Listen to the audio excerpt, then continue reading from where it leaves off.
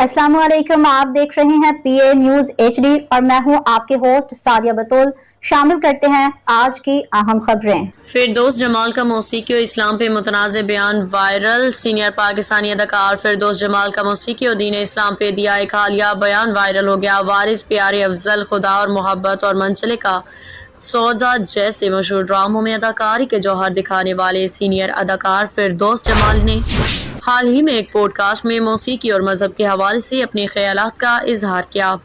फिरदौस जमाल ने कहा कि अगरचे मौसीकी पे तनकीद की जाती है, लेकिन यह आसमानों की ज़ुबान है और जन्नत में भी मौसीकी सुनने को मिलेगी ताकि रूह को सुकून पहुँचे। उन्होंने मुआशरती रवैयों पे तनकीद करते हुए कहा कि हम मौसीकी से मोहब्बत तो करते हैं, मगर अगर कोई गुलकार बन जाए तो इसे कमतर समझते हैं और इस पे तनकीद करते हैं। उन्होंने इस रवैये को मुनाफिकत करार देते हुए कहा कि नातखानी अजान और किरात में भी मखसूस राग और सुर इस्तेमाल किए जाते हैं, यही चीज़ उनके तासीर में इजाफा करती है। उनके मुताबिक मेलोडी यानी खुश आहंगी ही असल कशिश है। फिरदौस जमाल का कहना था कि मौसीकी पे बात करना हमारे मुआशरे में ममनू समझा जाता है, हालांकि इसमें खूबसूरती और रूहानियत दोनों मौजूद हैं।